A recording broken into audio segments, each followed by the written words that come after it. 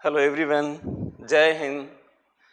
आज से हम लोग क्लास शुरू करेंगे और जैसा कि मैंने इंट्रो वाली क्लास में आप लोगों को बोला था कि 6 चैप्टर्स में ये क्लास डिवाइड रहेगी, जिसमें नेशनल इनकम एंड प्रोडक्ट सबसे पहले होगा। तो आज की क्लास में दोस्तों हम लोग यही चैप्टर शुरू करने वाले हैं और बाकी इसके बाद में जैसे ये कंप्लीट होगा तो हम लोग पब्लिक फाइनेंस वाले चैप्टर में चले जाएंगे। उसके बाद मनी एंड बैंकिंग में, मनी बैंकिंग पूरा होगा तो फाइनेंशियल मार्केट में, और उसके बाद फॉरेन सेक्टर, फिर सोशल सेक्टर।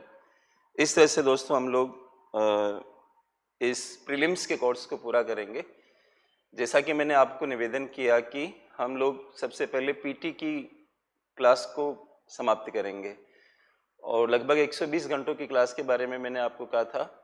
आज थोड़ा सा कुछ कारण से क्लास लेट हुई है और बाकी हम लोग इसको व्यवस्थित कर लेंगे कल से।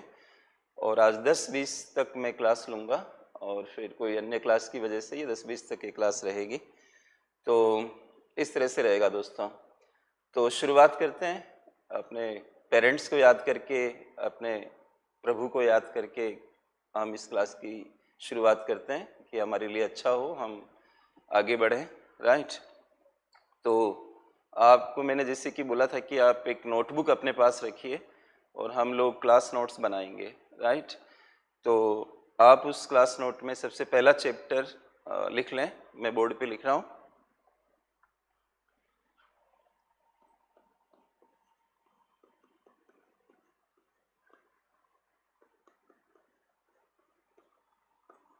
National income and product. और जैसा कि मुझे सूचना है कि ज़्यादातर बच्चे जो है वो हिंदी मीडियम के हैं, तो इसमें कंबाइंड बच्चे हैं, इंग्लिश के भी हैं, हिंदी के भी हैं। तो ज़्यादा जो प्रपोर्शन है हिंदी मीडियम के बच्चों का है। मैं एक पूरी कोशिश करूँगा कि दोनों तरह के बच्चों को इसका फ़ायदा मिले। राइट। हिंदी में लिखिए आप राष्ट्रीय आय और उत्पाद।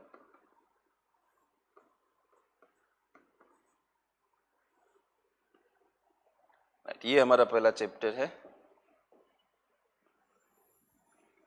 और हमें क्लास नोट्स पे फोकस करना है। राष्ट्रीय आय और उत्पाद। राइट।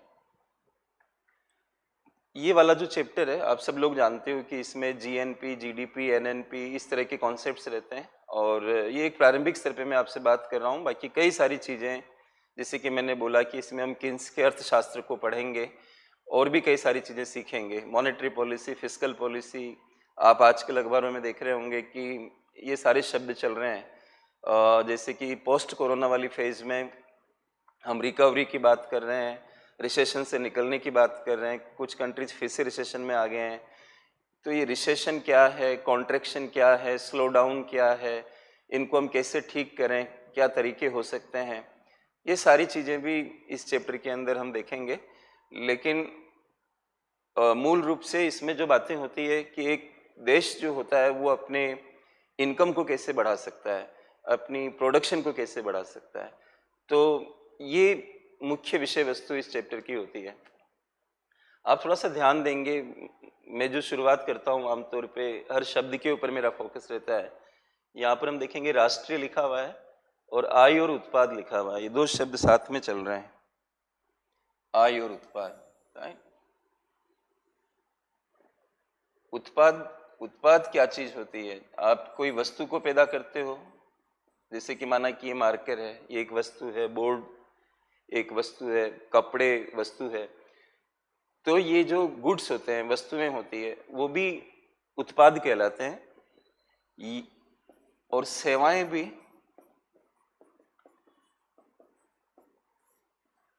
जैसे हम लोग आपको पढ़ा रहे हैं, कोचिंग दे रहे हैं, ज्ञान दे रहे हैं, ये सर्विस है।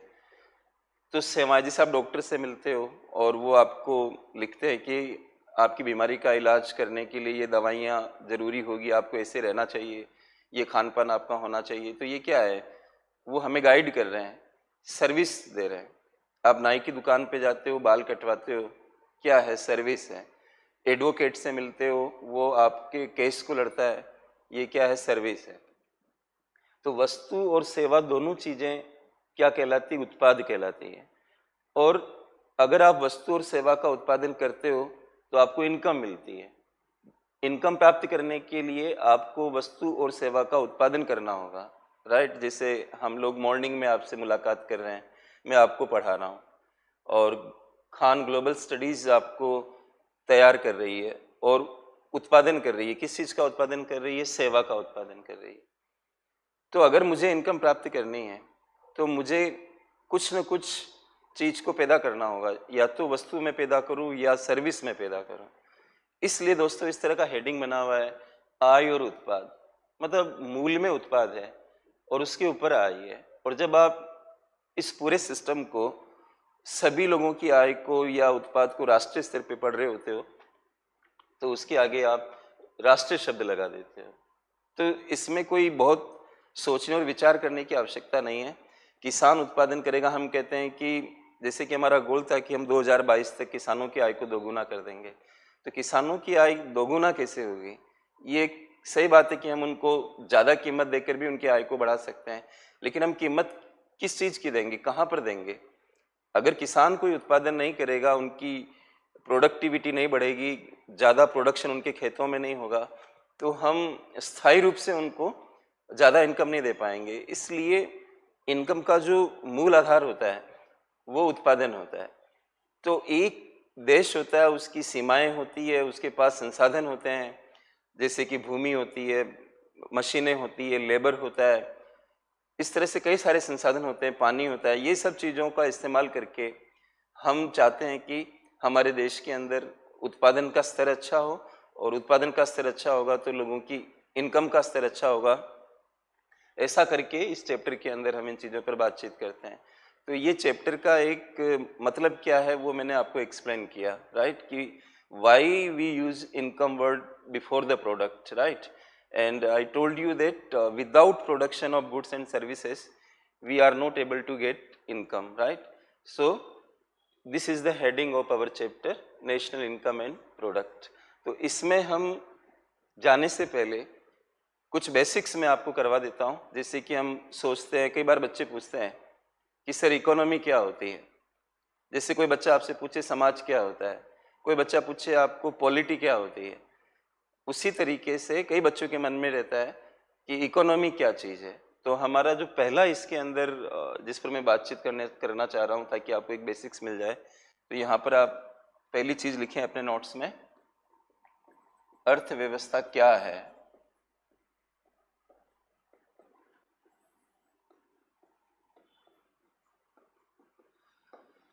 What is an economy. English medium के बच्चे मैं बोलूँगा तो वो फास्ट अपना लिखेंगे, मूल राइटिंग मुझे हिंदी में करनी होगी। अर्थव्यवस्था क्या है, तो आप लिखें अपने नोट्स में, मैं बोल रहा हूँ और बोर्ड पे लिख भी रहा हूँ।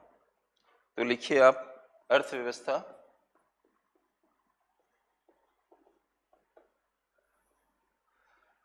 कोई भी एक, अर्थव्यवस्था कोई भी एक भौगोलिक क्षेत्र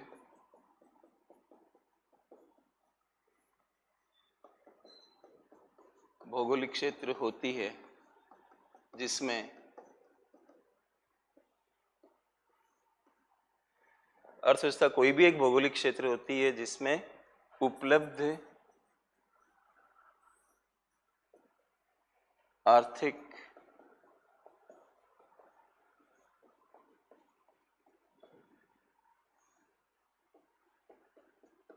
संसाधनों से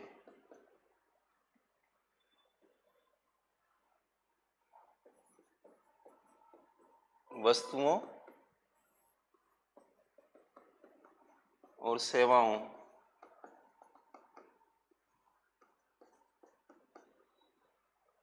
का उत्पादन किया जाता है तथा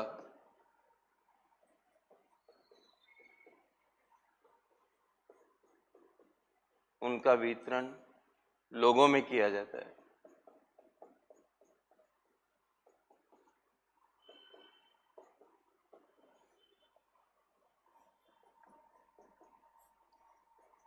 ताकि उनकी आवश्यकताएं पूरी की जा सके, राइट। आवश्यकताएं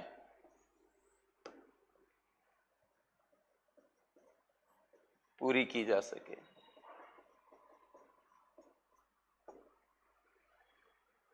इंग्लिश में हम कहेंगे कि economy is a geographical area in which goods and services are produced from the given amount of economic resources and they are distributed among the people so that their needs can be satisfied, right।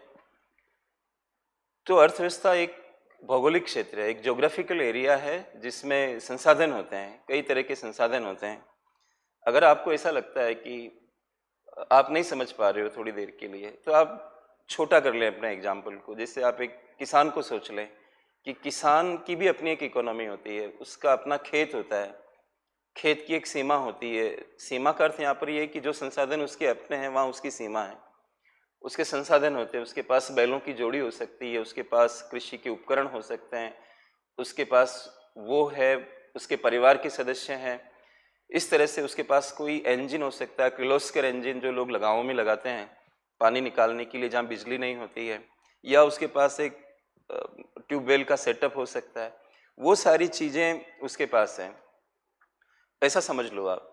और उन चीज़ों से उसको वस्तु सेवा पैदा करनी है, राइट, ताकि उसकी ज़रूरतें पूरी हो सके, राइट, इनकम प्राप्त कर सके, ज़रूरतें पूरी कर सके, परिवार की कर सके, उसके लिए जो पॉपुलेशन है, उसके लिए जो लोग हैं, उसके परिवार के लोग हैं, राइट।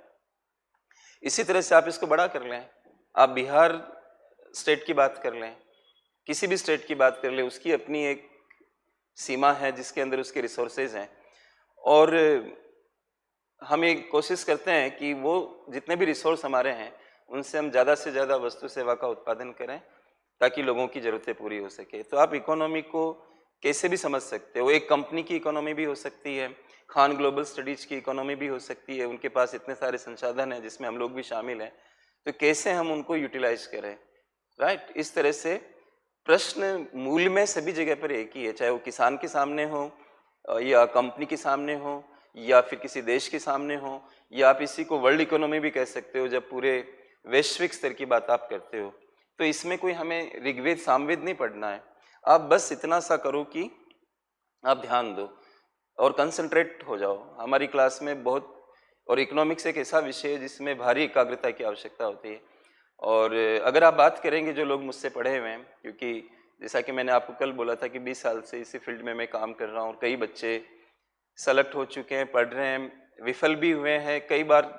हाथ मतलब जो ताली है वो दो हाथ से बजती है, केवल टीचर ही से कामयाबी मिल जाए ये भी हम नहीं कह सकते, बच्चों का भी साथ चाहिए होता है। तो लंबा एक अनुभव है मेरा जिसके आधार पे मैं आपको ये कह रहा हूँ कि कई बच्चे आपको ये कहेंगे कि सर की जो क्लास है उसको बड़े ध्यान से सुनो, और एक सेकंड के लिए भी ध्यान डाइवर्ट अगर होता है तो फिर परेशानी आती है और मुझे क्वालिटी मेंटेन करनी होती है। धीरे धीरे आपको इसका रंग चढ़ेगा। आज तो हम लोग शुरुआत कर रहे हैं, कुछ इकोनॉमिक्स लोग पढ़े हुए भी नहीं होते हैं, न स्कूली स्तर पे पढ़े हुए होते हैं ज़्यादा, तो थोड़ा थोड़ा दिक्कत होती है। लेकिन अगर आप अभी कमेंट्स और अन्य चीज़ों पे ध्यान नहीं देते हो, मेरा कमेंट वाला पार्ट थोड़ा सा काम भी नहीं कर रहा, पता नहीं क्यों। हाँ, अब शायद स्टार्ट हुआ है। हाँ हाँ हाँ, मैं दोनों भाषाओं में बात करूंगा दोस्तों, आप चिंता मत करो। प्रिंस कुमार लिख रहे हैं कि इंग्लिश में सर, इंग्लिश में, ज़्यादातर इंग्लिश में। गुड मॉर्निंग सर, इंग्लिश वाले सर इंग्लिश, कुछ इस तरह के कमेंट्स आ रहे हैं। आप दोनों में करना होगा, दोनों में करना होगा दोस्तों। तो इकोनॉमी का जो कॉन्सेप्ट है उसको हम लोग एक डायग्राम से समझेंगे दोस्तों। तो यहाँ पर आप लिखें, पैराग्राफ चेंज करके लिखिए, अर्थव्यवस्था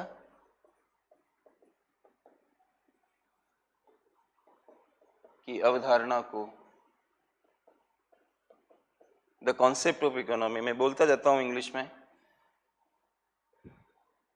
अर्थव्यवस्था की अवधारणा को एक चित्र द्वारा समझाया जा सकता है।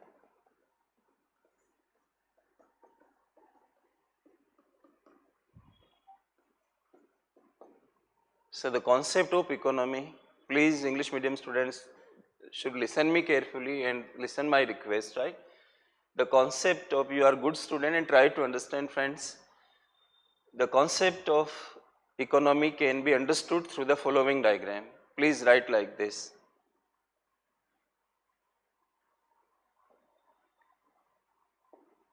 ऐसा एक डायग्राम हम बना रहे हैं.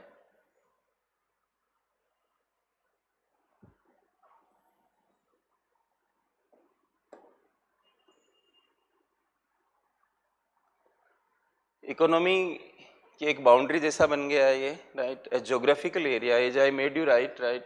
Economy is a geographical area.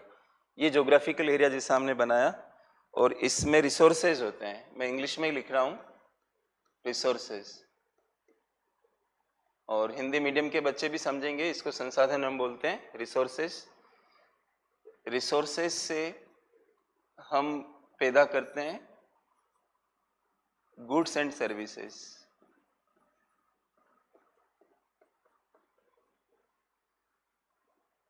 Right? वस्तु और सेवा, गुड्स एंड सर्विसेज. और उनका हम लोग करते हैं डिस्ट्रीब्यूशन.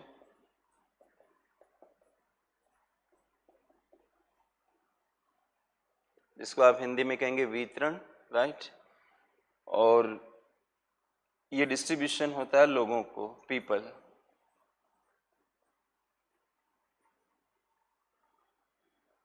इस तरह से एक इकोनॉमी की एक ज्योग्राफिकल बाउंड्री है जहाँ रिसोर्सेज है. अगर आपके मन में ये आता है कि हम रिसोर्स किसको कहते हैं,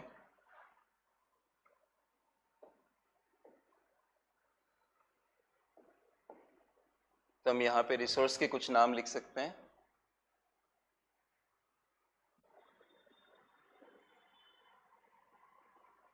जैसे आप कह सकते हैं लैंड है,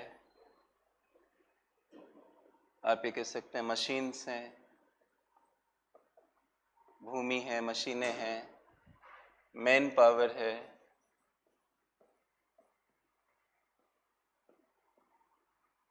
एटसेट्रा. अभी संक्षेप में लिखा है मैंने. लैंड, मशीन, मैन पावर इत्यादि जो रिसोर्सेज हैं, उनसे हम लोग क्या प्रोड्यूस करते हैं, गुड्स एंड सर्विसेज. और उसका डिस्ट्रीब्यूशन हम लोगों को कर देते हैं.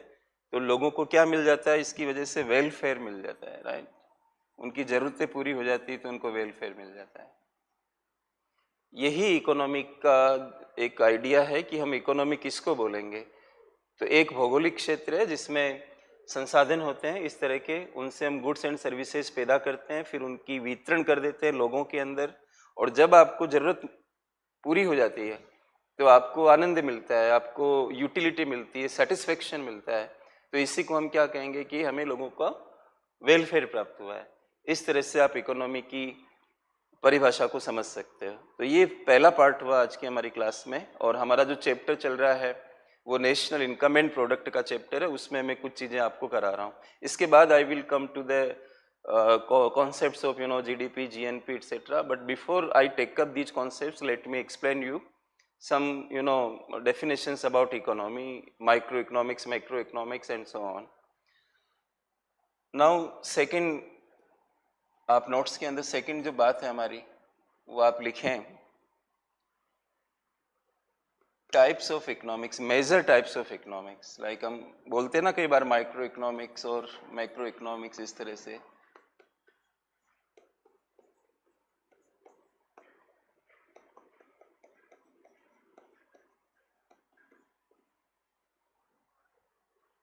जो अर्थशास्त्र एक विषय है जिसमें ये पढ़ाया जाता है कि हम संसाधनों का बेहतर उपयोग कैसे करें और ज़्यादा से ज़्यादा अच्छा उत्पादन कैसे करें, हमें अधिक से अधिक कल्याण कैसे प्राप्त हो. पूरे इकोनॉमिक्स विषय में इसी तरह की बातचीत होती है. और ऐसे इसके कई ब्रांच होते हैं, लेकिन मोटे रूप में जो आपके स्तर पर आप लोग देखते, सुनते, पढ़ते हो, उसमें दो टाइप्स रहते हैं.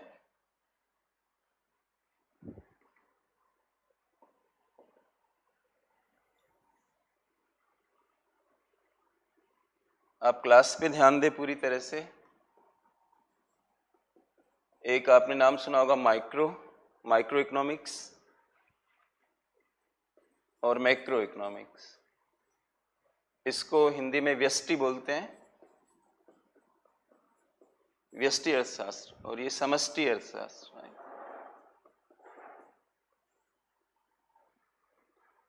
And this batch is English batch as I came to know, so therefore I am to use both the languages. Micro macro दो इकोनॉमिक्स के मुख्य विभाग होते हैं। माइक्रो में क्या होता है, किसी एक आर्थिक agent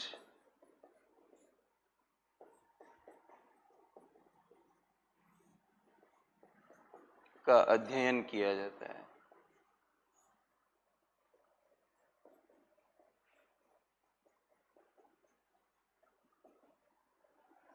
You can say it is the study of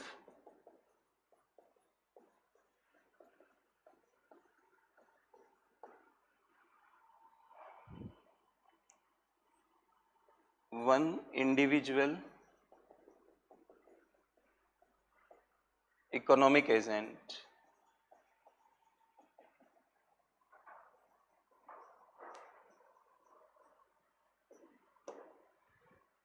किसी एक को पढ़ते हैं हम लोग, जैसे कि for example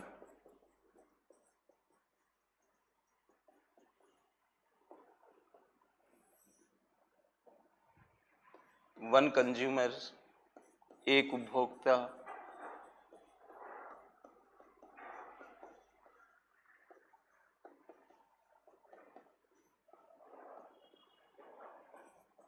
one producer,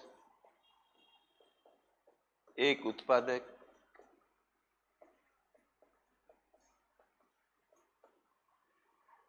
etcetera.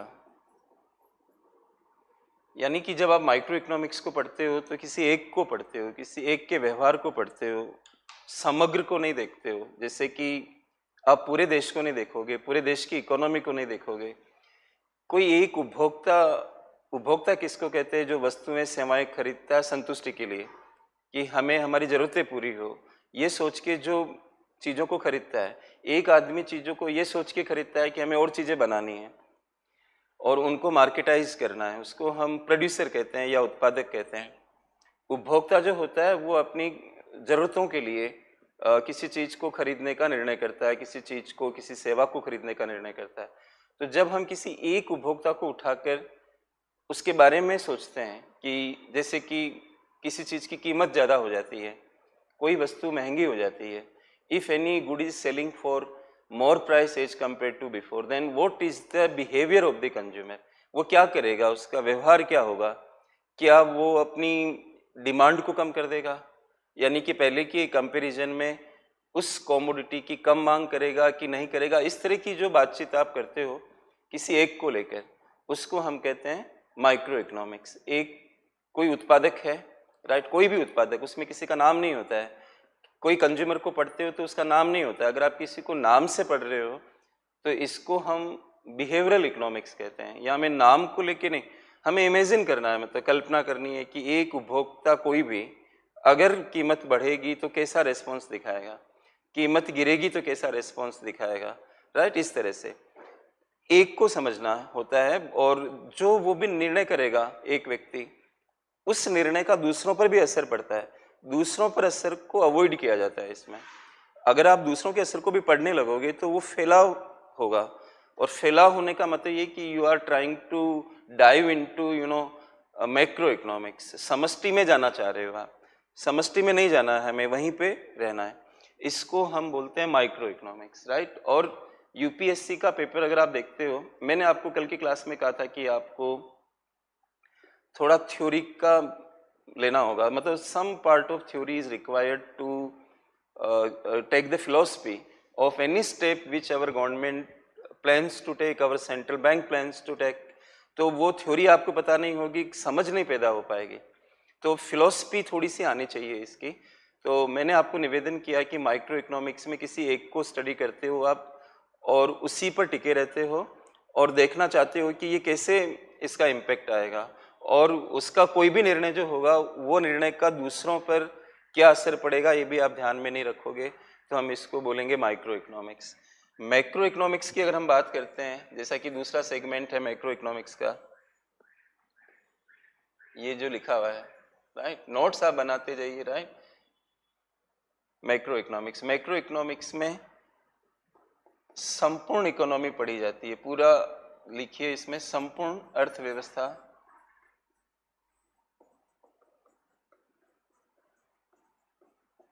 जैसे कि पूरा भारत है तो पूरे भारत को आप देखेंगे, संपूर्ण अर्थव्यवस्था का समग्र अध्ययन होता है इसमें, समग्र अध्ययन, the aggregate study of the whole economy, right. English में मैं लिख देता हूं, the aggregate study of the whole economy. इसमें पार्ट्स में नहीं पढ़ते हैं, इसको पूरा ही पढ़ते हैं एक साथ, और इसलिए इसके जो टॉपिक्स होते हैं इसके अंदर आप पढ़ते हो, जैसे कि जीडीपी जो पूरे देश के उत्पादन को दिखाता है। अभी आज की क्लास में मैं ये टॉपिक को उठाऊंगा। तो जीडीपी एक कंपनी का, एक कोई भी व्यापारी है उसकी प्रोडक्शन को नहीं दिखाता है, जीडीपी पूरे देश की प्रोडक्शन को दिखाता है। ये मैक्रो इकोनॉमिक्स हो गया, जब आप पूरी इकोनॉमी को एक साथ पढ़ते हो, टुकड़ों में नहीं देखते हो, अलग अलग संस्थाओं के रूप में नहीं देखते हो। तो यहाँ पर विषय कैसे आ जाते हैं, जीडीपी, एम्प्लॉयमेंट यानी कि रोजगार एक मुद्दा बन जाता है,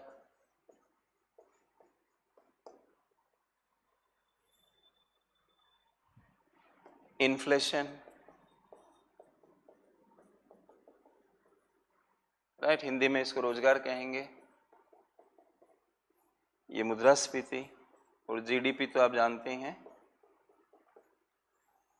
इट्सेट्रा। ये टॉपिक इंडिविजुअल की स्टडी नहीं होती, इस तरह के टॉपिक्स की स्टडी मैक्रो इकोनॉमिक्स में होती है। तो क्या हम ऐसा समझ के चलें कि दोनों विषय बिल्कुल अलग है, माइक्रो और मैक्रो में बहुत नॉर्थ और साउथ पोल सपाट टाइप का डिफरेंस है? ऐसा नहीं है दोस्तों। माइक्रो मैंने भी पढ़ाई की है, इकोनॉमिक्स में ही मेरा एकेडमिक्स रहा है। शुरुआत में बच्चों को जब वो स्कूली स्तर पे होते हैं या कॉलेज में आ जाते हैं, उनको माइक्रो पढ़ाया जाता है। सबसे पहले माइक्रो की समझ पैदा की जाती है। इकोनॉमी जो पूरी बनती है वो सब इंडिविजुअल डिसीजन मेकिंग यूनिट, जो व्यक्तिगत आर्थिक निर्णय करता होते हैं, जैसे कि आप भी एक आर्थिक निर्णय करता हो, क्योंकि आपने निर्णय किया था कि हमें खान ग्लोबल स्टडी में पढ़ना है कि नहीं पढ़ना है। और आपने देखा होगा सर ने मतलब पूरे भारतवर्ष में सबसे कम फीस में ये कोर्स और अच्छे अध्यापकों का इस्तेमाल करके ये कोर्स देने की कोशिश की। तो उनको यहाँ पर आप इकोनॉमिक्स को देखें, माइक्रो इकोनॉमिक्स को भी अप्लाई कर सकते हो। तो हर एक व्यक्ति, हर एक बच्चे ने व्यक्तिगत स्तर पे डिसीजन लिया कि हाँ फीस कम है, मैं इसको अफोर्ड कर सकता हूँ, और उसने ये निर्णय किया कि मुझे पढ़ना चाहिए, राइट।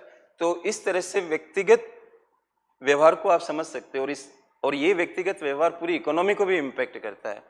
लेकिन इकोनॉमी तक जानने से पहले आपको ये सोचना पड़ेगा कि व्यक्तिगत स्तर पे क्या है। जैसे मैं आपको एक एग्जांपल दूं कि आप राइस कुक कर रहे हो, किसी पॉट में एक राइस कुक कर रहे हो, किसी भगोनी वगैरह बर्तन में चावल पका रहे हो। कुछ देर होने के बाद आप उसको चेक करते हो कि they have been completely cooked और नॉट, राइट, मतलब कि पूरे पके हैं कि नहीं है, कुक हुए कि नहीं है।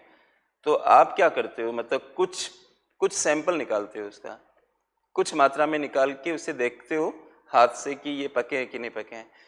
और अगर वो आपको लगता है कि सही है तो आप क्या अनुमान लगाते हो, क्या इन्फेरेंस करते हो, क्या एस्टिमेशन करते हो कि हाँ अब ये सारे पक गए होंगे, इनको हम नीचे उतार लें। इसका मतलब माइक्रो से मैक्रो की तरफ जाने में हमें मदद मिलती है।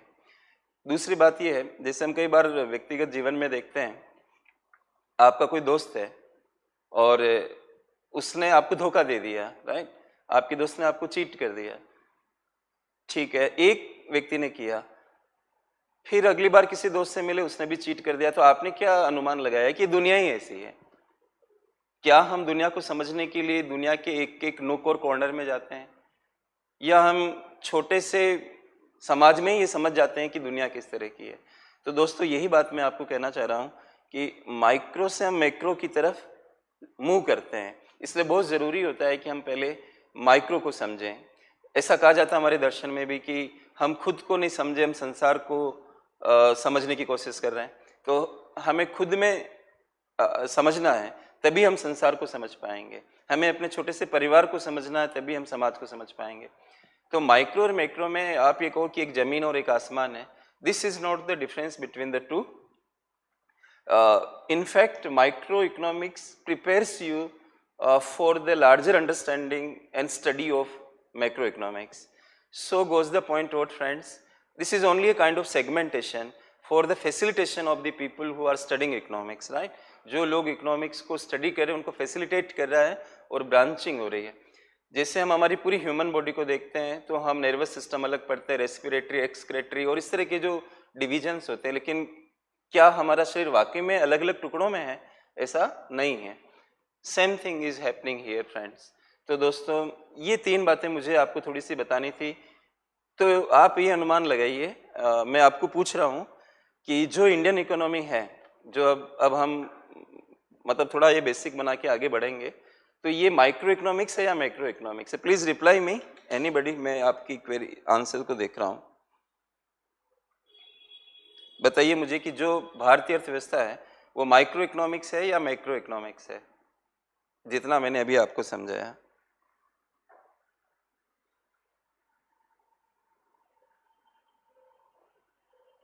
Very nice, all people mostly सारे लिख रहे हैं macro macro macro macro, Rahul वगैरह ये सब मैक्रो इकोनॉमिक्स लिख रहे हैं। तो काफ़ी होशियार बच्चे हो आप, इसमें कोई दो राय नहीं है। और अनुशासन मैंने आपको निवेदन किया, धैर्य आप रखिए कि ऐसा नहीं कि हाँ अभी हमें थोड़ा कम समझ आ रहा, आप धैर्य को खो दें, ऐसा नहीं करें। Let me give some chance, opportunity to adjust myself according to your choice. इसमें समय लगता है और आप सिर्फ ये ध्यान दें कि आपको पढ़ाई करनी है। तो बहुत अच्छा, कितने बच्चों ने लिखा मैक्रो मैक्रो मैक्रो मैक्रो, इतना स्पीड है इसका, ग्रेट, वेरी नाइस, कितने शानदार बच्चे हैं, बहुत बढ़िया बहुत बढ़िया, very nice very nice. Manish, Durga और कई बहुत स्पीड है दोस्तों, मैं पढ़ नहीं पा रहा हूँ। रजनी, सुनील कुमार, ये सब मैक्रो लिख रहे हैं, बहुत बढ़िया, वेरी नाइस, ग्रेट ग्रेट दोस्तों। चलिए अगला हेडिंग लगाइए अब आप, है ना। अब हम जीडीपी जीएनपी वगैरह पढ़ेंगे, तो अगला हेडिंग है आपका some important concepts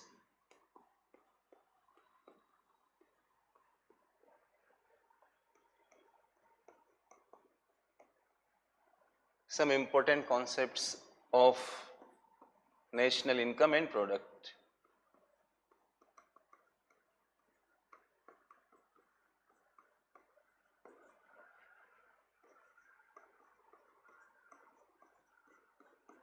Some important concepts of national income and product. राष्ट्रीय आय उत्पाद की कुछ महत्वपूर्ण अवधारणाएं।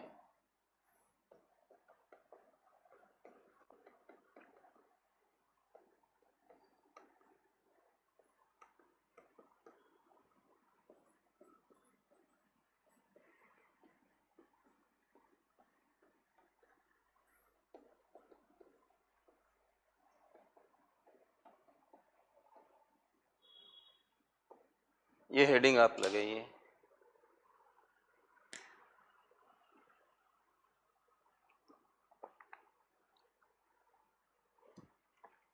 जब ऑफलाइन शुरू होगा तो ये ऑफलाइन और ऑनलाइन कंबाइंड हो जाएगा। ऑफलाइन क्लास में ही हम लोग ऑनलाइन को भी पढ़ाएंगे, तो हम शायद ज़्यादा सहज हो पाएंगे ऑफलाइन की क्लास को पढ़ाते समय। अभी तो सिर्फ कैमरे को देखना होता है और अनुमान लगा के चलना होता है, तो ये थोड़ा सा एक लिमिटेशन है। इसमें हम पहला कॉन्सेप्ट जो उठा रहे हैं, आपने लिख लिया होगा, अपने नोटबुक को चलाते रहें साथ में। मैंने जैसा कि आपको कहा कि इन्वॉल्वमेंट लाना होगा, और कल की क्लास में मैंने आपको बोला कि आप जितना इन्वॉल्व होंगे अपने मकसद के प्रति, उतना उससे अटैचमेंट होगा, और जितना अटैचमेंट होगा उतनी ही आपकी लालसा बढ़ेगी कि मुझे इसमें कामयाबी प्राप्त करनी है।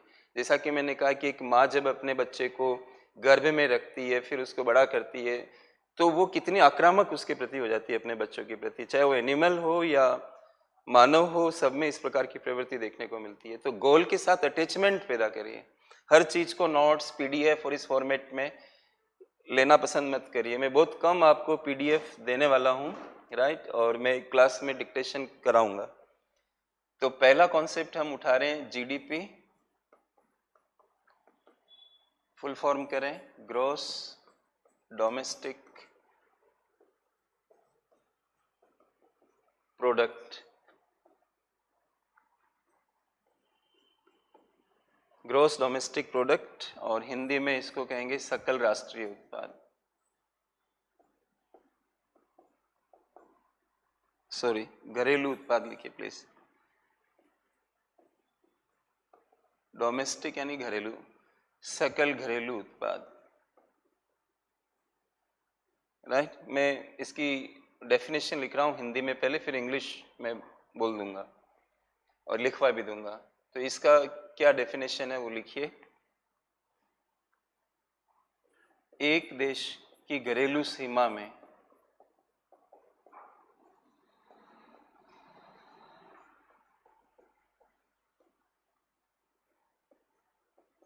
इसको अंडरलाइन करिए, घरेलू सीमा को।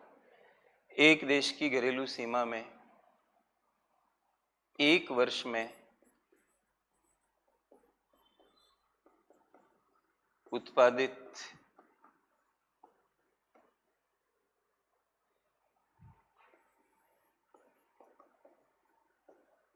कमेंट्स वगैरह से बाहर निकलिए दोस्तों, ये मूव कर रहा है लगातार, आप क्लास पे ध्यान दीजिए। एक देश की घरेलू सीमा में एक वर्ष में उत्पादित सभी अंतिम वस्तुओं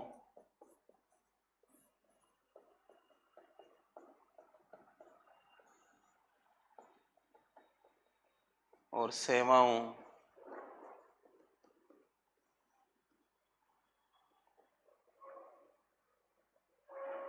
के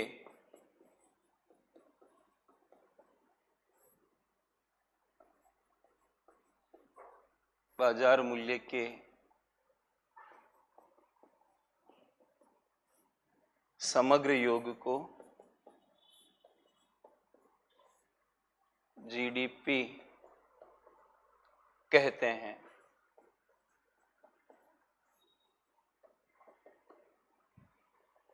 साथ साथ में चलिए, एक देश की घरेलू सीमा में एक वर्ष में उत्पादित सभी अंतिम वस्तुओं और सेवाओं के बाजार मूल्य के समग्र योग को जीडीपी कहते हैं। इसको हम पोस्टमार्टम करेंगे, एक एक बात को समझेंगे। पहले मैं इंग्लिश में लिख लेता हूं। GDP is the total market value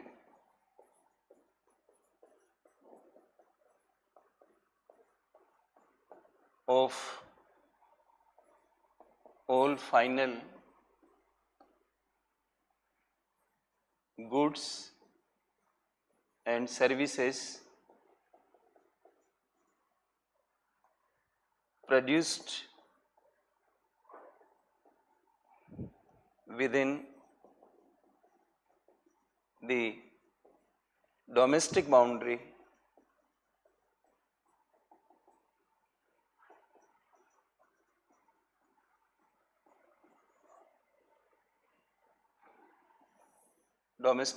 of a country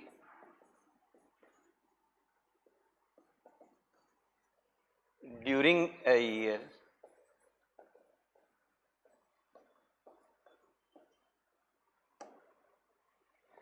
GDP is the total market value of all final word is very important here, of all final goods and services produced within the domestic boundary. Underline this word, domestic boundary of a country, produced within the domestic boundary of a country during a year, right? This is the definition of GDP. तो क्या इसके important points हम निकाल सकते हैं? ये जो definition हम लोगों ने देखी है, लिखी है, इससे हम इम्पोर्टेंट पॉइंट्स क्या निकाल सकते हैं? इससे आपकी समझ बढ़ेगी। तो आप अपने नोट्स में नीचे लिखिए, जीडीपी की, ये तो इंग्लिश में था, हिंदी वाले जीडीपी की उपर्युक्त परिभाषा। और ये ध्यान रखिए कि इसको बहुत अच्छे से आपको समझना है। और मुझे एज ए टीचर पता है, as a student you can not decide कि किस पर कितना फोकस करना है, क्या करना है, ये आप हमें फ्रीडम देंगे। तो मेरे हिसाब से चलिए आप, क्योंकि कोच मैं हूँ आपका, कहाँ मुझे कितना जोर देना है, this is my freedom, right. तो आप बस इस पे ध्यान दो कि आपको पढ़ाई करनी है। जीडीपी की उपर्युक्त परिभाषा को ध्यान में रखते हुए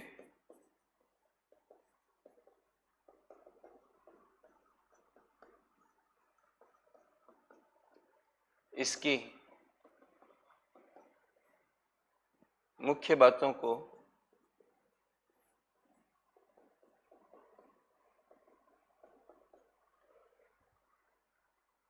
निम्न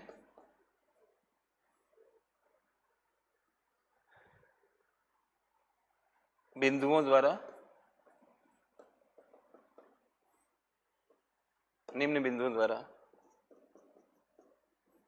प्रकट किया जा सकता है। लैंग्वेज भी तो डेवलप करनी, प्रकट किया जा सकता है। कितना बढ़िया समय, सुबह सुबह इकोनॉमिक्स पढ़ो आप, you will make your day, right. तो हम इसकी इम्पोर्टेंट बातें, जो डेफिनेशन आपके नोट्स में भी दिख रही है आपको, उसको पढ़कर, इंग्लिश मीडियम वाले बच्चे इतना तो रूपांतरण कर ही लेंगे। मैं लिख देता हूं फिर भी, अगर आप कहीं गुस्सा हो। द इम्पोर्टेंट पॉइंट्स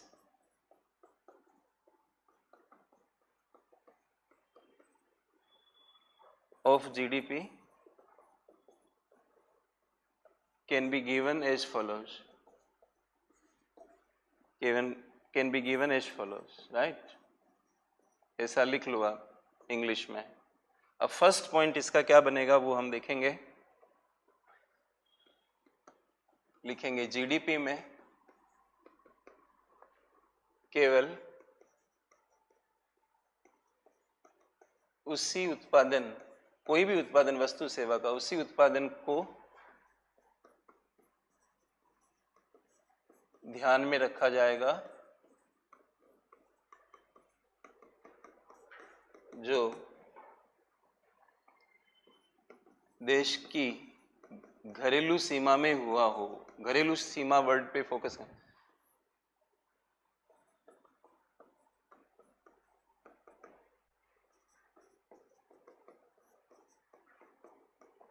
राइट, मैं इंग्लिश में लिख रहा हूं, only that production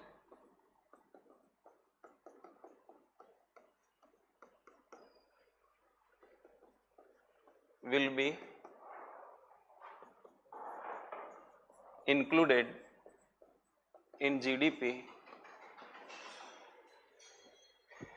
only that production will be included in GDP which is taking place within the domestic boundary of a country.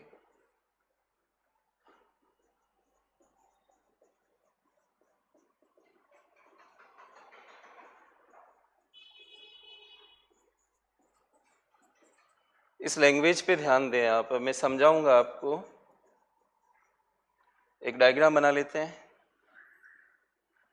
यहां पर आप लिख लो डायग्राम।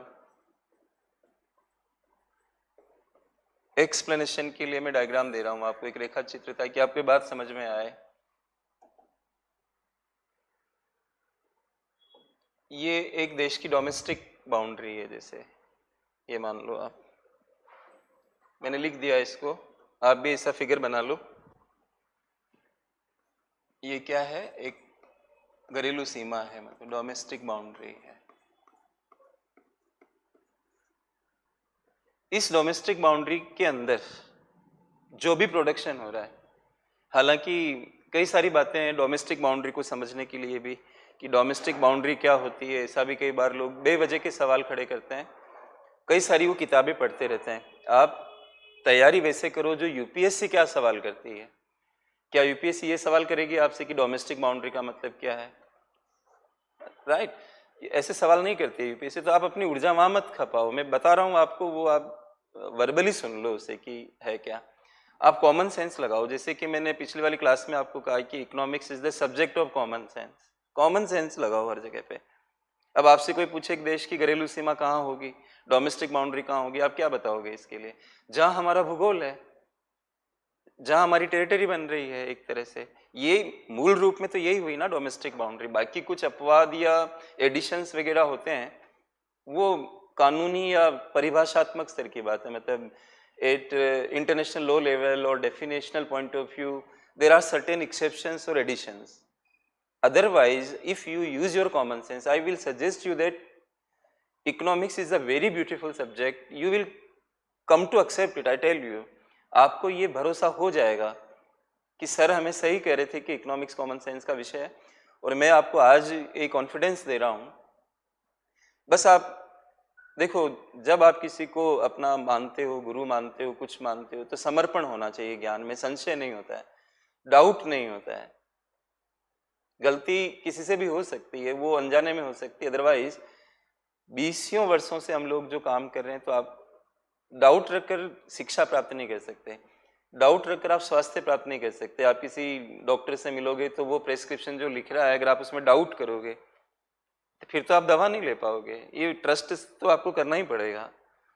बस आप मुझे समय और समर्पण दे दो, मैं आपको सफलता सुनिश्चित कर दूंगा। इतना मैं तैयार करा दूंगा कि यूपीएससी आपका आराम से होगा। मतलब इकोनॉमिक्स की वजह से नहीं रुकेगा, मैं I am just responsible for my part, my subject, right friends. तो बस आप उस पर ध्यान देते रहो कि कंसंट्रेशन रखकर बस क्लास पे चलते रहो, धैर्य बनाते रहो और बस अपने आप को समर्पित कर दो, और फिर देखो कि क्या हम लोग काम करते हैं आप लोगों के लिए, कैसे आपको सफलता सुनिश्चित करते हैं। अब आप, मैं ये कह रहा हूँ कि कॉमन सेंस लगाओ हर जगह। जो मैं आपको एक साधारण से बात कह रहा हूँ कि कोई कॉमन सेंस से आपसे पूछे कि मतलब कहाँ होती है डोमेस्टिक बाउंड्री, तो आप कहो कि जहाँ पे उस देश का भूगोल होता है। बिहार की, जैसे हम जीडीपी पढ़ रहे हैं ना दोस्तों, ऐसे ही कॉन्सेप्ट होता है जीएसडीपी। जैसे अभी हम जीडीपी पढ़ रहे हैं क्योंकि हमारा पर्पज इंडियन इकोनॉमी है, हम बिहार उत्तर प्रदेश वगैरह की इकोनॉमी नहीं पढ़ रहे हैं, लेकिन एक कॉन्सेप्ट होता है जीएसडीपी, ग्रॉस स्टेट, एस का मतलब स्टेट डोमेस्टिक प्रोडक्ट। एक होता है डीडीपी, डिस्ट्रिक्ट डोमेस्टिक प्रोडक्ट, और हम अभी क्या पढ़ रहे हैं, जीडीपी। आप खुद ही समझ लो कि क्या हम किसी एक डिस्ट्रिक्ट को समझेंगे उसकी प्रोडक्शन को, तो दूसरे की बाउंड्री में थोड़ी चले जाएंगे। तो वहाँ भूगोल है ना कि एक जिला कितना बड़ा है, उसकी बाउंड्री कहाँ पर है, एक स्टेट कितना बड़ा है, उसकी बाउंड्री कहाँ पर है। तो जीडीपी के लिए अलग कॉन्सेप्ट थोड़ी आएगा। तो वही भौतिक से जुड़ा हुआ है, लेकिन कुछ कुछ अपवाद होते हैं, वो ज्ञान के हिसाब से तो बहुत अच्छे हैं, लेकिन एग्जाम के हिसाब से उनका कोई महत्व नहीं है।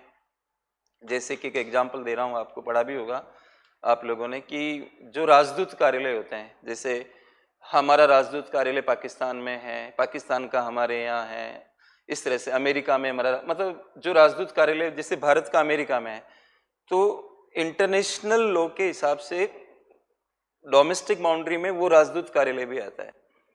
यानी हमारा जो राजदूत कार्यालय, एम्बेसडर वगैरह का जो ऑफिस है, वो हमारी डोमेस्टिक बाउंड्री में काउंट होता है। ऐसे कुछ अपवाद हैं। ऐसे अंटार्कटिका मिशन है जैसे वहाँ पर, तो वहाँ पे जहाँ हमारा मिशन है वो हमारी बाउंड्री का पार्ट माना जाता है। ऐसे कुछ अपवाद हैं, उनको आप देख सकते हो। ऐसे क्या होता है कि हम कुछ नॉटिकल माइल्स, जैसे अगर इधर समुद्र है मान लीजिए, इधर सी है पूरा का पूरा ऐसे, तो हम कुछ नॉटिकल माइल्स अंदर जाके फिशिंग कर सकते हैं और मतलब इस तरह का काम कर सकते हैं, तो ये भी फिर डोमेस्टिक बाउंड्री में काउंट हो जाता है। तो ये कुछ अपवाद होते हैं, बाकी आप भौतिक रूप से ही इसको समझें। तो यहाँ पर ये डोमेस्टिक बाउंड्री का एक फिगर मैंने बना दिया। और जीडीपी की इंपॉर्टेंट फर्स्ट बात क्या है कि जीडीपी में केवल वही प्रोडक्शन शामिल होगा। देखिए यहाँ पे हमने क्या लिखा,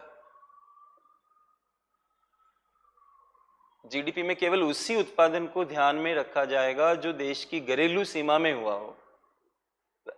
तो घरेलू सीमा में हुआ, यहाँ पर ऐसा नहीं कहा जा रहा है कि उत्पादन कौन कर रहा है, ये मतलब नहीं है।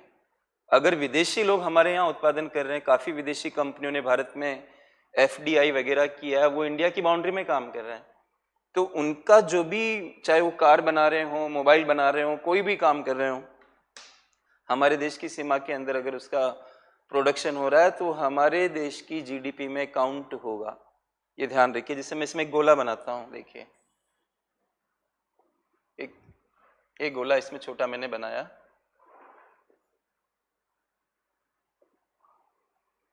राइट। ये गोला मैंने ये सोच के बना रहा हूं कि विदेशी लोगों की प्रोडक्शन है, ये अलग अलग जगह पे होगी, मैंने एक जगह कर दिया इसको दिखाने के लिए, राइट। और इसके अंदर मैं बी लिख देता हूं।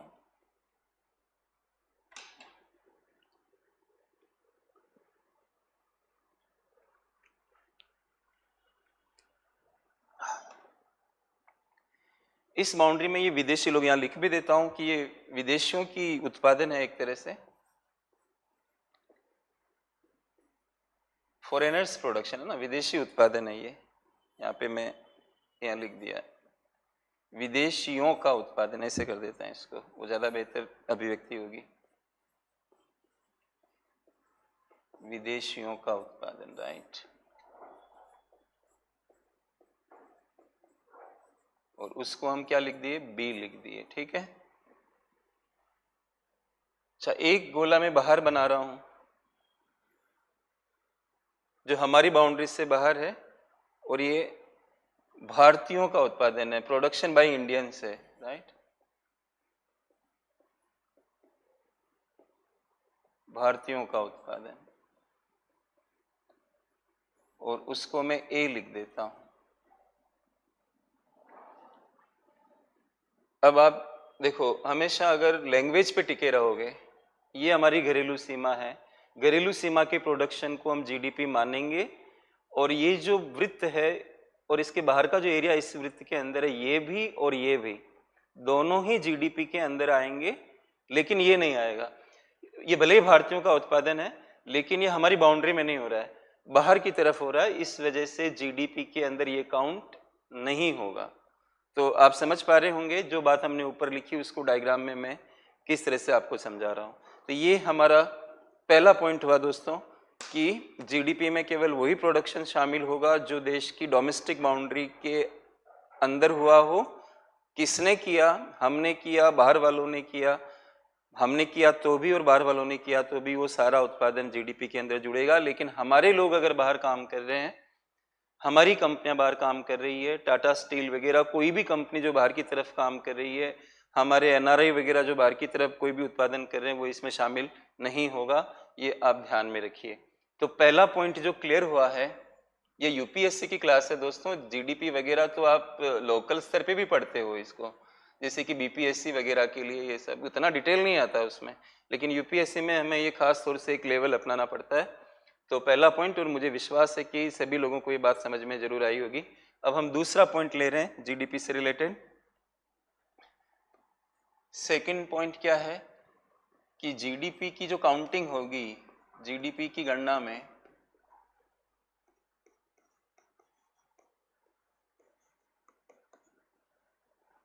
केवल अंतिम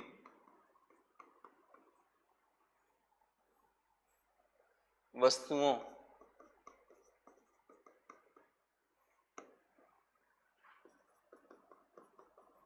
और सेवाओं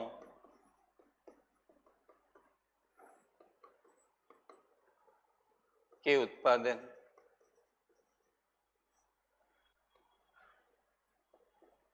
को ध्यान में रखा जाता है। ऐसा क्यों है, अंतिम किसको कहते हैं वो भी मैं बताता हूं, ध्यान में रखा जाता है। यहाँ पे लिखिए कारण क्या है इसका, ताकि दोहरी गणना से बचा जा सके। दोहरी गणना का मतलब होता है double counting.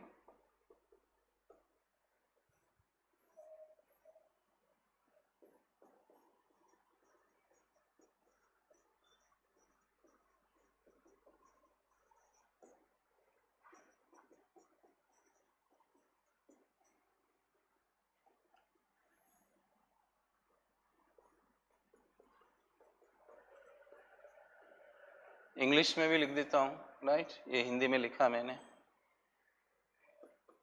In the calculation of GDP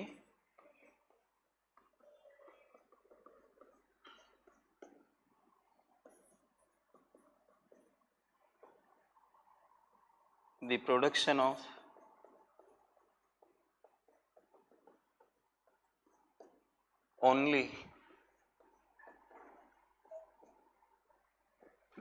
of only final goods and services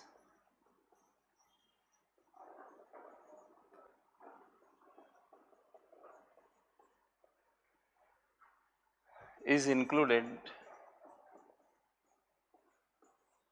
This is, अब इसका रीजन क्या है वो भी लिख देता हूं, जैसे हिंदी माध्यम वालों के लिए लिखा है।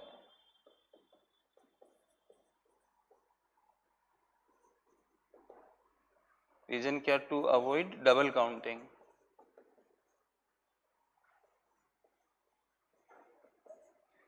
और थोड़ा थोड़ा समझना है, पूरा डूब नहीं जाना है इसके अंदर।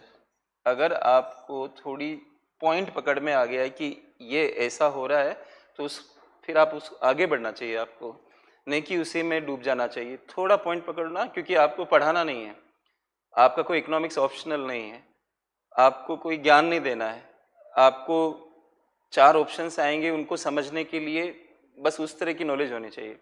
प्रोफेशनल रहना है, मतलब सफलता प्राप्त करने का प्रोफेशनल तरीका क्या है, उस पर आपको चलना है, राइट। तो बहुत ऐसा भी नहीं कि आप उसी में डूब गए, एक मीडियम जो तरीका होता है और हिंट्स मिल जाते हैं अगर आपको, तो आपको आगे बढ़ना चाहिए कि हाँ, ये मोटे रूप में बात ये है कि क्यों हम फाइनल गुड्स एंड सर्विसेज को शामिल करते हैं। तो पहले तो मैं आपको ये बता दूं कि अंतिम वस्तु क्या होती है। ऐसी वस्तु जिसको आप फिर चेंज नहीं कर सकते, जैसे मैंने ये शर्ट पहन लिया तो ये फाइनल है, राइट। इसमें परिवर्धन नहीं हो सकता, मॉडिफिकेशन नहीं हो सकता, परिवर्तन नहीं हो सकता, तो हम इसको क्या बोलेंगे, फाइनल बोलेंगे। ये फाइनल है। जैसे वॉच है जो मेरे हाथ में है, ये वॉच ये फाइनल है। ये फ़ोन फाइनल है, जो इसमें अब कोई मॉडिफिकेशन संभव नहीं है। ये बोतल तैयार है, ये फाइनल है। अब समझो इन सारी चीज़ों को जो मैं क्लास में बात कर रहा हूँ। आपने जितनी भी चीज़ें अभी पहन रखी है, आपकी स्टेशनरी बुक वगैरह एवरीथिंग, मतलब वो फाइनल टाइप की चीज़ है। तो हमें क्या करना है, फाइनल मतलब अंतिम, जिसमें फिर से कोई चेंज नहीं हो सकता, उन्हीं को ध्यान में रखना है। तो ऐसे वस्तु और सेवाओं को शामिल करना है, बाकी तो बीच वाली वस्तुएं भी होती है। तो मैं एक एग्जांपल देता हूँ आपको न्यूमेरिकल, उससे आपको ये बात ज़्यादा समझ में आएगी कि कारण क्या बन रहा है कि हम केवल फाइनल को शामिल करेंगे, और उसमें आपको ये भी क्लियर हो जाएगा कि फाइनल किसको कहते हैं, मध्यवर्ती किसको कहते हैं, ये भी आपको आइडिया लग जाएगा। तो मैं एक मैथमेटिकल एग्जाम्पल आपके सामने रख रहा हूँ। जैसे इसी के अंडर में आप वो मैथमेटिकल एग्जाम्पल बना लें। जैसे एक देश में गेहूं पैदा होता है, राइट, इंग्लिश में हम इसको वीट लिख लें। फिर आटा पैदा होता है मान लीजिए, और इस फ्लोर लिख दिया, और ब्रेड होती है, ठीक है। ऐसे ये 3 वस्तुएं होती है। और थोड़ा आप ये सोचे कि इन सब का जो वजन है वो 1 केजी का है। 1 किलो गेहूं, 1 किलो आटा, 1 किलो ब्रेड पैदा हो रही है। अच्छा, हमने जीडीपी की परिभाषा में ये लिखा था कि टोटल मार्केट वैल्यू, बाजार में उसकी वैल्यू क्या है। इकोनॉमिक्स में जो ये जीडीपी वगैरह होते हैं, इसमें वजन नहीं की बात नहीं होती है, वैल्यू की बात होती है। एक होता है वेट, एक होता है वैल्यू, कितने का है वो चीज, समझ रहे हैं आप, वो ध्यान में रखना है। तो यहाँ पे हम एक वैल्यू लेके आते हैं। 10 रुपये किलो का गेहूं है मान लीजिए, और 12 रुपये किलो का आटा तैयार होता है, और 20 रुपये किलो का ब्रेड तैयार होता है। या आप यूँ कह सकते हो कि 5-5 रुपये का एक ब्रेड का पैकेट, 4 पैकेट 250 ग्राम के तैयार हो जाते हैं। 5-5 रुपये उनका रेट होता है, 20 रुपये, इसलिए मैंने 1 किलो यहाँ पर 20 रुपये लिख दिया है इसका, ठीक है। आप मुझे देख के ये बताओ, ये 3 वस्तुएं हैं आपके सामने, सब 1-1 किलो है। ये पहले कोई चीज नहीं थी, सब एक ही साल के अंदर ये पैदा हुए, 1-1 किलो हुए। तो इसमें तीनों में फाइनल मतलब, जैसे गेहूं बहुत प्रारंभिक अवस्था है, गेहूं से आटा बना, राइट, और आटे से ब्रेड बनी, इन तीनों में ब्रेड फाइनल कहलाएगी। तो जब आपको कहे कि आप जीडीपी निकालो, तो आपको जीडीपी में सिर्फ इसकी वैल्यू को ध्यान में रखना है, अंतिम वस्तु यही है, ये अंतिम नहीं है। तो आप क्या कहोगे कि 20 रुपये देश का जीडीपी है, तो एक आदमी कहता है कि नहीं नहीं 20 नहीं है, ये 3 हुए हैं, तो वो 10, 12 और 20 तीनों को जोड़ लेता है, बाई मिस्टेक ऐसा करता है कि वो इनको प्लस कर देता है, तो इसकी वैल्यू 42 हो जाएगी। तो आप गलत बता रहे हो, एक्चुअल से दूर जा रहे हो, भ्रम का शिकार हो रहे हो। कैसे? जैसे आप आटा उठाओ, आटा जो है वो बिना गेहूं के नहीं हो सकता है, राइट। मैं इसको मिटा देता हूं यहां से। तो जो आटे का 12 रुपए का रेट है उसमें गेहूं गया हुआ है इसके अंदर। ये चक्की वाला होगा, फ्लोर मिल वाला होगा जिसने आटा खरीदा किसी किसान से, तो 10 रुपए का उसने, ये जितने भी वैल्यू लिखे हुए हैं ये इनके बेचने के वैल्यू है। गेहूं कितने का बिक रहा है? 10 रुपए का। आटा कितने का बिक रहा है? 12 रुपए का। ब्रेड कितने की बिक रही है? 20 रुपए की। तो किसान ने गेहूं 10 रुपए का बेचा, तो लिया तो इसने होगा यहाँ पर 10 रुपए का लिया, फिर 2 रुपए अपने लगा रहा है क्योंकि वो उसको पीस रहा है, राइट। वो उसमें कुछ चेंज कर रहा है। अच्छा, कोई चीज को मूल रूप में पैदा करना ये तो प्रोडक्शन है ही खैर, लेकिन उसमें बदलाव लाना, गेहूं को आटा बनाना, ये भी तो एक प्रक्रिया है, एक रूपांतरण है। हम ये नहीं कह सकते कि जो लोग आटा बनाते हैं उनका इकोनॉमी के अंदर कोई रोल नहीं होता, वो कुछ नहीं करते हैं। असल में तो किसान है, ये बात में कोई दो राय नहीं है कि किसान मेन है, लेकिन सप्लीमेंट्री जो आप कहते हो ना सेकेंडरी प्रोडक्शन और ये सब, यहाँ सेकेंडरी टाइप का प्रोडक्शन हो रहा है कि गेहूं को उसने आटा बनाया तो उसने कुछ ना कुछ योगदान किया जिसके बदले में वो 2 रुपए ऐड कर रहा है। ठीक है, उसने आटा तैयार कर दिया, 12 रुपए में बेचा तो इसने लिया होगा, तो 12 रुपए का इसको पड़ा, 8 रुपए अपने जोड़कर ब्रेड को 20 रुपए का बेच रहा है। तो दोस्तों ब्रेड के अंदर ये सारी चीजें जा चुकी है।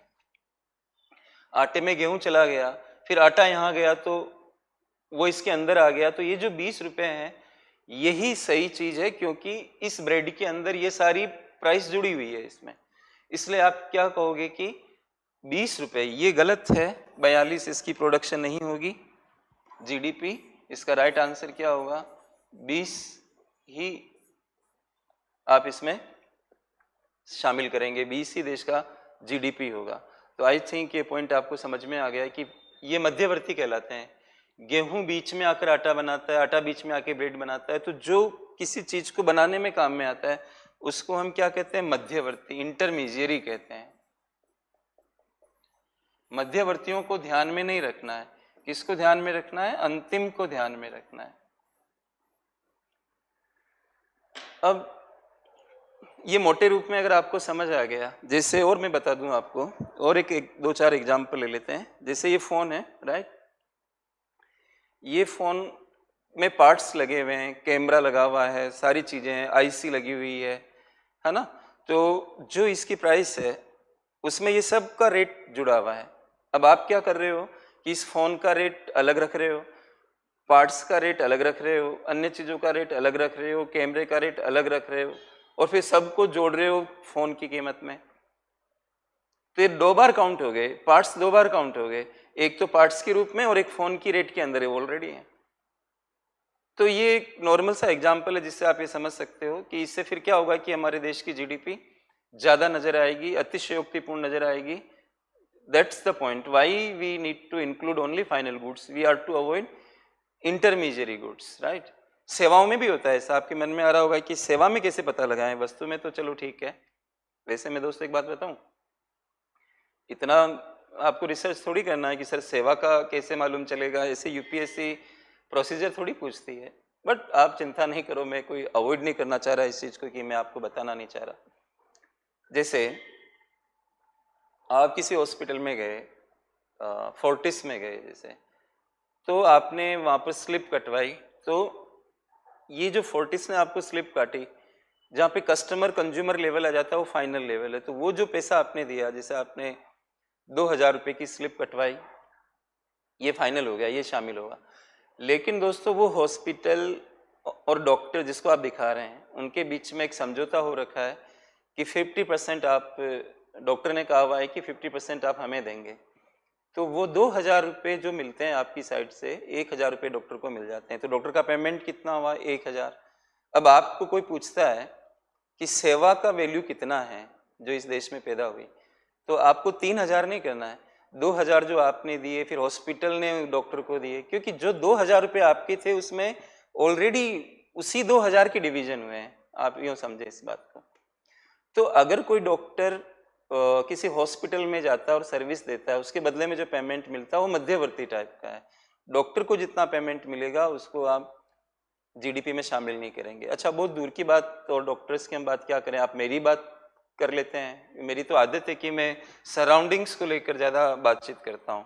जैसे मैंने फाइनल वस्तुओं का एग्जाम्पल दिया तो मैंने आपको ले लिया, जो आपने कपड़े पहने हुए हैं, आपने जूते पहने हुए हैं, वॉच पहनी हुई है, जो फ़ोन आपके पास है जिससे आप इस क्लास को देख रहे हो, या वेबसाइट पे कोई भी जगह देख रहे हो, ये सारे क्या हो गए, मतलब एक फाइनल जैसे बन गए आपके लिए। तो आपकी सराउंडिंग में मैंने समझा दिया। अब खान सर से जब आप ये कोर्स खरीदे, जो भी प्राइस में खरीदे, वो फाइनल है, मतलब वो जो सर्विस खान सर आपको सर्विस का जो चार्ज किया है फाइनल सर्विस है। अब खान सर जो मुझे पे करते हैं ये नहीं और जुड़ेगा उसमें, क्योंकि वो जो आपका कोर्स था उसी में हम लोगों का सारा कुछ समावेश किया हुआ है। इससे आप दिमाग लगा ले, बस इससे ज़्यादा नहीं पढ़ना है दोस्तों, बेवजह नहीं डेप्थ में जाना है।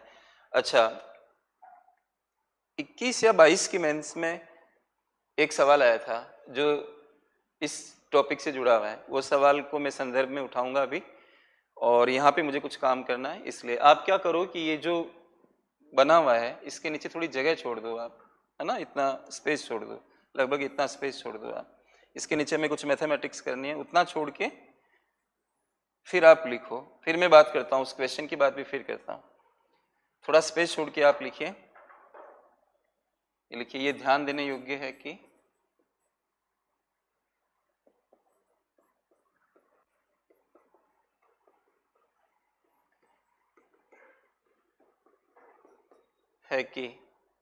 यदि अंतिम वस्तुओं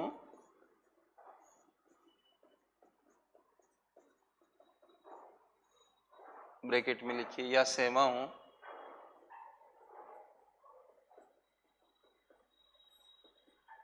के बजाय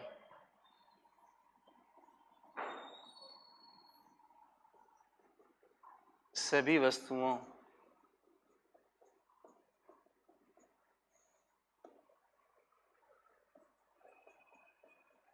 और सेवाओं को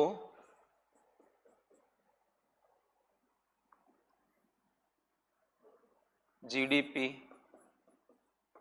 की गणना में सम्मिलित करना है। मैं लिखाऊंगा इंग्लिश में भी, आप चिंता मत करो, सम्मिलित करना है।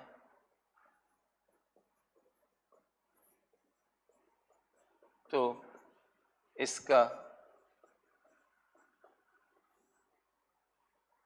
एक विकल्प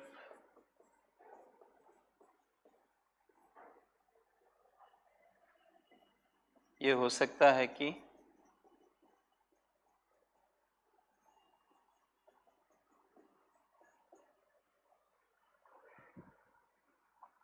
अलग अलग उत्पादन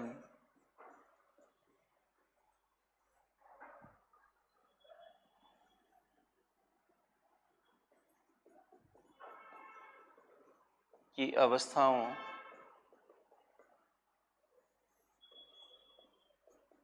पर किए जाने वाले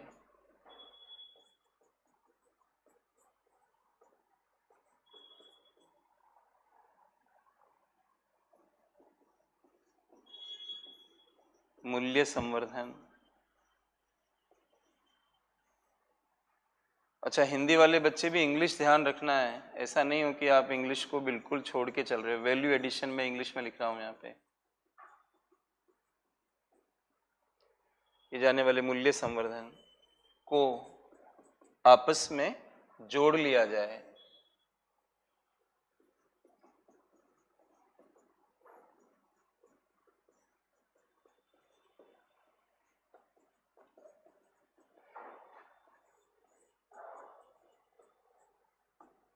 लिख लो आप इसको, then I will be translating into English, right. देखो, यदि अंतिम वस्तुओं या सेवाओं के बजाय सबको ध्यान में रखना हो, सभी वस्तु सेवाओं को जीडीपी की गणना में सम्मिलित करना है, तो इसका एक विकल्प ये हो सकता है कि अलग अलग उत्पादन की अवस्थाओं पर किए जाने वाले मूल्य संवर्धन को आपस में जोड़ लिया जाए। इंग्लिश में मैं लिख रहा हूँ, if all goods and services are to be included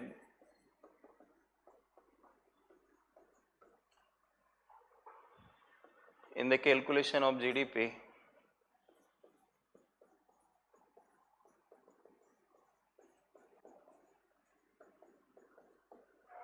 then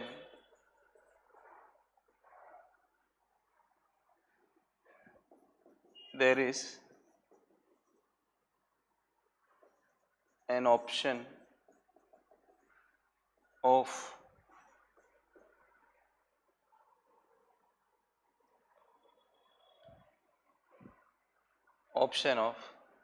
getting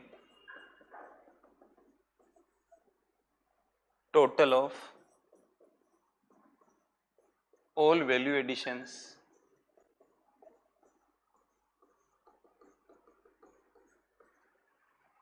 which have been done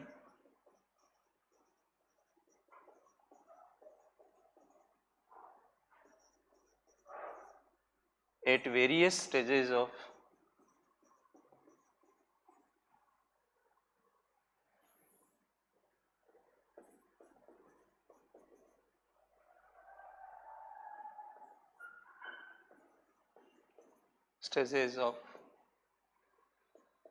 production of goods and services.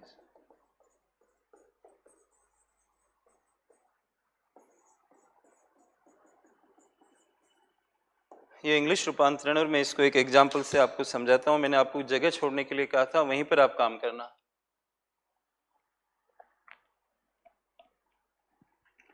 और इसमें मेंस में एक क्वेश्चन आया था, उसको मैं थोड़ा सा वो करूँगा, बातचीत करूँगा उस पर। आपने लिख लिया होगा इसको। हमने जो ये एग्जाम्पल यूज किया, आप इसके नीचे लिख लो। आप मत लिखिए, मैं एग्जाम्पल लिख रहा हूँ और आप उसके नीचे लिखना जो मैंने एग्जाम्पल आपको बनाया हुआ था। आप रुकिए थोड़ा। अब हम क्या कर रहे हैं, जैसे मैंने गेहूं लिखा, आप कुछ मत करिए, कुछ मत बनाइए। गेहूं, आटा, ब्रेड, ये आपके नोट्स में लिखा हुआ दिख रहा होगा, ठीक है। और वीट वगैरह ये लिख रखा, मैं अब इंग्लिश नहीं लिख रहा, वो पहले से लिखा हुआ है। यहाँ पे ₹10, यहाँ पे ₹12 और यहाँ पे ₹20 लिखा हुआ है। अब हम ये चीज रख रहे हैं सामने कि कई बार मालूम नहीं चल पाता है कि फाइनल किसको कहेंगे। ऐसा भी भ्रम हो जाता है कई बार। जैसे आपके दिमाग में भी बन रहा होगा कि आटा जो है वो मध्यवर्ती है, इंटरमीडिएरी है, ये फाइनल नहीं है मतलब। लेकिन जो हम लोग घर में खाना बनाते हैं और आटे का आशीर्वाद आटा या कुछ भी लेके आते हैं, ये फाइनल हो गया, ये फाइनल कहलाएगा, राइट। क्योंकि वो आटा जो हम बना रहे हैं, चपाती बना रहे हैं, वो फिर किसी मार्केटाइज्ड प्रोडक्शन के लिए नहीं है, हम उसको मार्केट में नहीं बेच रहे, तो वो फिर आटा हमारे लिए फाइनल जैसा बन गया। तो ऐसे भ्रम हो जाते हैं कि हम आटे को क्या समझें। अगर कोई टिफिन सेंटर वाला आटा यूज कर रहा है तो वो मध्यवर्ती हो गया, लेकिन घर में हम आटा लेके जा रहे हैं तो ये फाइनल हो गया। जो टायर होता है, कार का टायर होता है, वो आपको मध्यवर्ती जैसा दिखेगा। लेकिन मान लीजिए मेरी कार का टायर खराब हो गया और मैं किसी दुकानदार से टायर लेके आ रहा हूँ, तो मैं कोई गाड़ी में उसको लगा के बेच नहीं रहा हूँ, मतलब गाड़ी को मैन्युफैक्चर नहीं कर रहा। तो एज ए हाउस होल्ड या परिवारजन के रूप में जो मैं टायर लेके आया, ये फाइनल है। तो ऐसे भ्रम हो जाते हैं। तो इसका एक तरीका है कि हम इस चक्कर में ना पड़े कि कौन मध्यवर्ती है, कौन फाइनल, हम सबको शामिल करें। तो सबको शामिल करने पर तो वैल्यू ज़्यादा आ जाएगी। तो इसका तरीका क्या है, तो मैंने आपको लिखाया है कि उत्पादन की अलग अलग अवस्थाओं पर, अलग अलग स्टेजेस पे जो वैल्यू एडिशन होता है, right, value addition which is taking place at different stages of production. If you take this example, like there are 3 stages, wheat है, फ्लोर है, ब्रेड है, ये 3 स्टेज है ना। अलग अलग स्टेज के ऊपर वैल्यू एडिशन हमें निकालना पड़ेगा, मूल्य बढ़ा। वैल्यू एडिशन किसको कहते हैं कि आपको कोई चीज कितने की मिली और आप उसको कितने की बेच रहे हो, जो डिफरेंस है, कितना बढ़ा के बेच रहे हो, वो वैल्यू एडिशन कहलाता है। देखिए उसकी यहाँ पे हम गणना करके देखते हैं, है ना।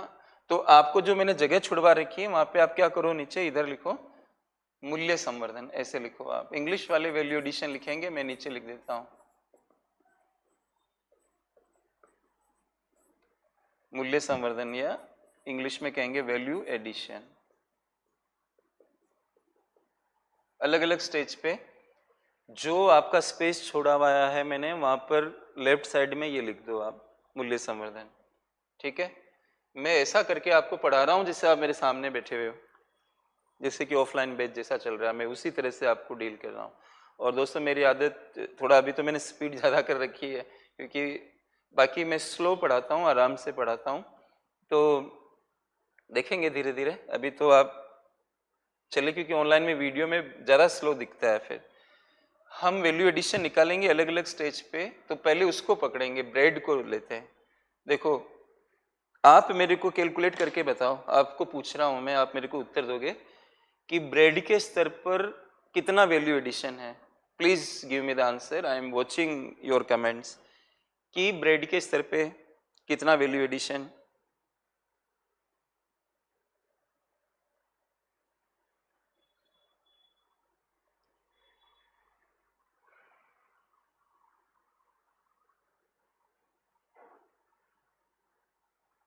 कोई 10 लिख रहा है, कोई 8 लिख रहा है, कोई 42, कैसे होगा? कोई 20 लिख दे रहा है। ज्यादातर बच्चे 8 लिख रहे हैं। पढ़ाई कर रहे हो ना ठीक से? कि कमेंट्स में सारा ध्यान है आप लोगों का ना? हमें तो यही लग रहा है।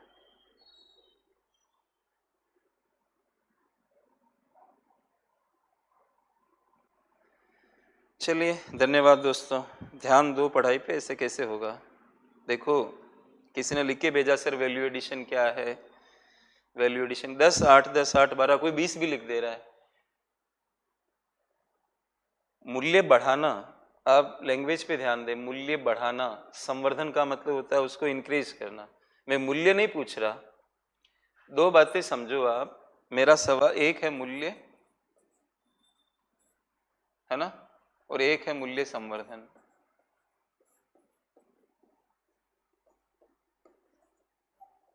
समझो आप, बातों पे ध्यान दो। इंग्लिश में कहेंगे इसको वैल्यू, कीमत, वैल्यू, है ना, और एक होता है वैल्यू एडिशन। एडिशन का मतलब क्या होता है? मतलब ऐड करना, जोड़ना।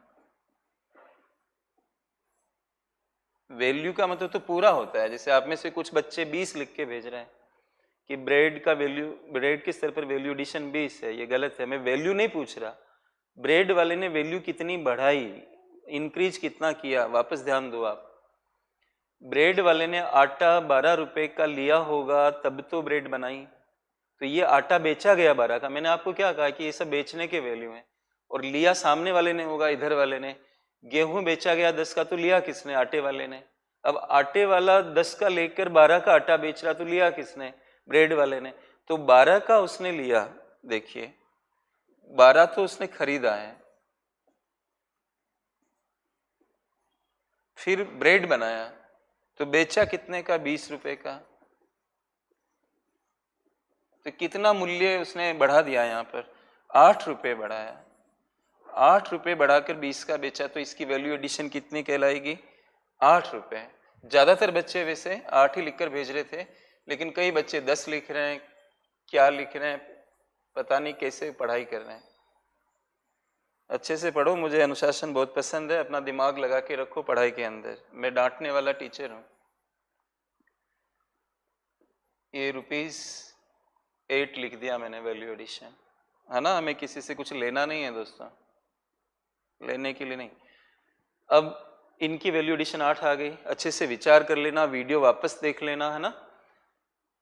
और बुरा मत मानना, मैं कहूँगा, कहना पड़ता है ताकि आप डिसिप्लिन में रहो। आटा है 12 रुपए का, आटे वाले ने बेचा, लेकिन गेहूं लिया होगा इसने 10 रुपए का, 10 का लेके 12, तो इसकी वैल्यू एडिशन कितनी आई? 2 रुपए की, राइट। अगर मैं ये नहीं पढ़ाऊंगा और नॉर्मली पढ़ा के चला जाऊंगा तो आपका सिलेक्शन नहीं होगा, ये बता देता हूं मैं आपको। फायदा नहीं मिलेगा आपको, काम करना पड़ता है। और हमें ये रहता है, कितने सारे बच्चे, 2 लाख बच्चे इस क्लास को देख रहे होंगे, सब सबको पसंद नहीं आते हैं, सब सबके अनुसार नहीं चल सकते हैं, हम एक एक की फीडबैक को देख के नहीं चल सकते हैं। फिर भी जो बेस्ट होता है वो हम लोग करने की कोशिश करते हैं। हम लोगों का नाम ही इस बात से है कि हम लोग रिजल्ट ओरिएंटेड पढ़ाई करवाते हैं। तो इसमें क्या है अब जो किसान का है इसकी कोई वैल्यू हमें नहीं मिल रही है, तो इसकी वैल्यू हम 10 लिखेंगे। लेकिन ये वैल्यू जो 10 है वो यहाँ तक की है, यहाँ की नहीं है, यहाँ तक की।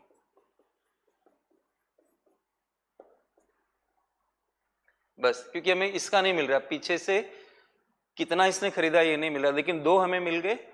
और ये 10 आया तो ये जुड़ते जुड़ते ही 10 आया होगा, जैसे 12 आया तो जुड़ते जुड़ते ही 12 आया होगा। 20, इसलिए यहां तक 10 आ चुका होगा पीछे से, तो 10 ये है यहां तक की वैल्यू एडिशन, प्लस 2 प्लस 8, आपको क्या मिल जाएगा? 20। तो अंतिम वस्तु को ध्यान में रखने पर भी 20 और अलग अलग अवस्थाओं पर वैल्यू एडिशन करते हो तो भी 20। इस बात को मैं फिर से करूंगा डिटेल में, क्योंकि अभी क्लास का टाइम खत्म हो चुका है, अगली क्लास का शायद नियोजन है। तो बहुत बहुत धन्यवाद दोस्तों, थोड़ा ऐसे ही अपना मन बना के रखिए और मेहनत करिए थोड़ा, है ना, और ध्यान रखिए क्लास के अंदर। शुक्रिया बहुत बहुत, फिर कल मिलते हैं। Thank you very much. इसी चीज को मैं आगे बातचीत करूंगा आपसे कल की क्लास में, है ना। Okay, see you next day. Thank you.